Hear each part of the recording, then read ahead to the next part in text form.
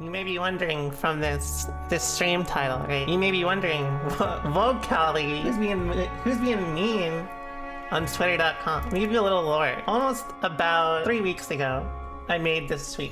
Be nice, or I'll make a guide on how to play all the matchups with Happy Chaos. In fact, I'm gonna make this very big. Last week, I was unable to really stream or keep up with everything. In fact, like from Tuesday to Friday, I basically had no idea what was going on. And then on Sunday, I got a bunch of like ads, right? Like I talked a little about this yesterday, right? And it's just like about people complaining and about how shit everything is and whatever. So you know what? I was like, you know what? Maybe we'll live up to this, but we'll make it better. I'm gonna one up that tweet. This tweet is not as far as I can go. Inspired by this tweet, I'm going to make 5 Happy Chaos guide videos, all on how to do his broken shit. So if you don't like Happy Chaos, you may want to not play until the patch. If you're a Happy Chaos player, I am willing to teach you a few things. It's not the Joker, right? It's like what's like the term? It's like I'm kind of like an anti-hero, aren't I? I guess this is more like the supreme villain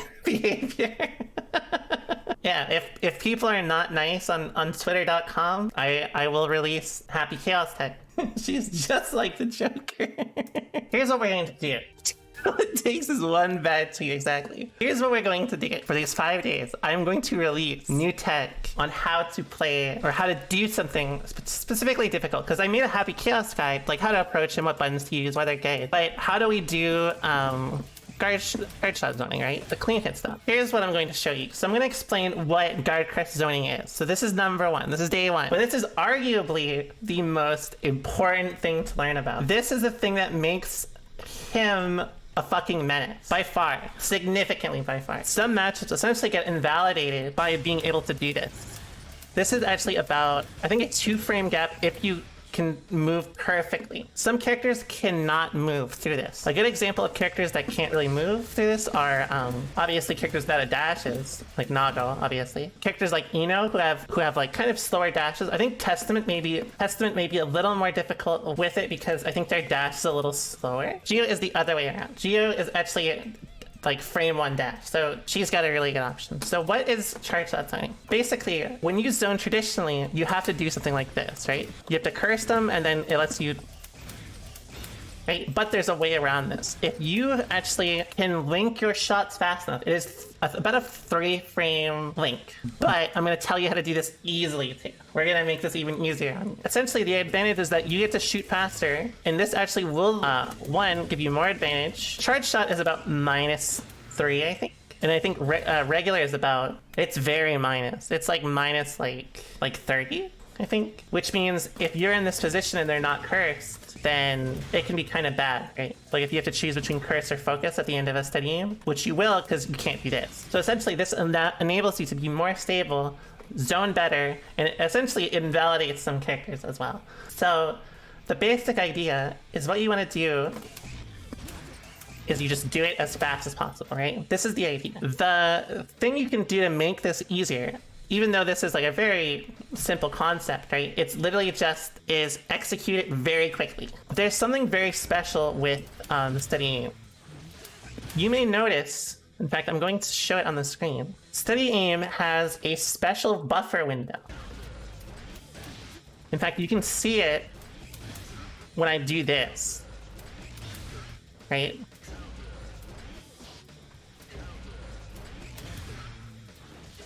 Which means after shots, the reason why it's so important is when you do this, you are actually not usually going to try to link it like raw, but instead what you want to do is actually buffer the one shot into the other. So you can see kind of how it works here. I'm also going to talk about some details around this. So most characters at around this range cannot do anything, right? It's like impossible. It's basically entirely dependent on your resources. Other characters with longer range normals can contest by like, you know, doing some ham shit like run up. That's kind of like, you know, at this range when they've approached close enough, this is usually where you would want to, you know, run closer and contest. So essentially it can form an RPS situation that's usually going to be in your favor. So here's what we're going to do. I'm going to give you the best example of a character that can't do anything.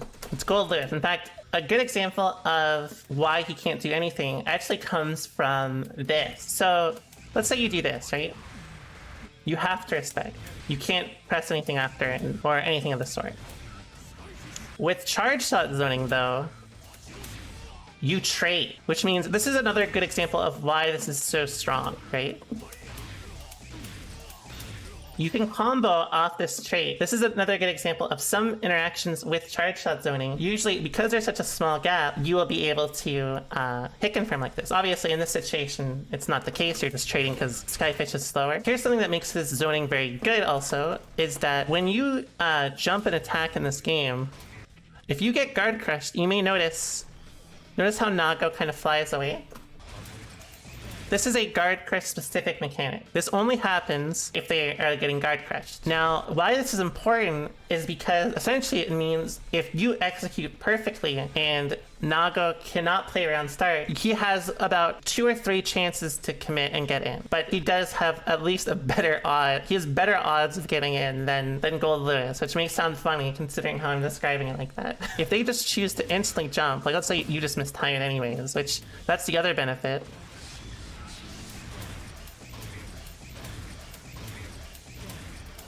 You get to do that. Another advantage of it is also obviously in the strength of how much ship it can do, right? So with Super, right, this is a common one from neutral. The 50 meter classic, the Gold Burst classic. If you do it perfectly,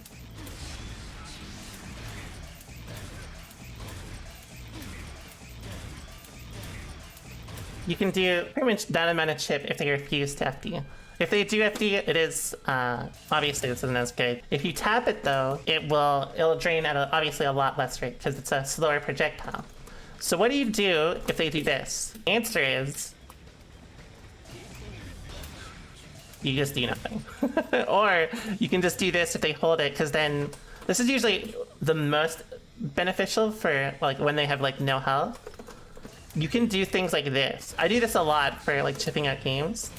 So essentially, you can see guard crush zoning is particularly strong, and essentially, if you're not using it right now, you're kind of fucking up. This, like, it is not. I would say it's not optional with how powerful it was. When I made my Happy Chaos guide, it was. I think I found it literally that week. Like, I just randomly found it playing set. So like, we didn't really know how good it was, but then, you know, after I practiced for a bit, I was like, this is pretty broken. In fact, this is almost certainly a unintended effect. Like this, the hit confirms from this. The best way to practice doing this in training mode is literally just practice it like this. Do it off of round start after a focus, and then you can tell how it goes depending on what way you can improve on doing it by what happens. So like, this is a common one too, where sometimes you can even shoot too fast while they're still in block stun, right? There's also another one where you essentially reload. You reload too early. Hold on. There we go. This is basically it. So I hope this taught you how to use the zoning, and if you don't play Happy Chaos, then I'll see you next patch.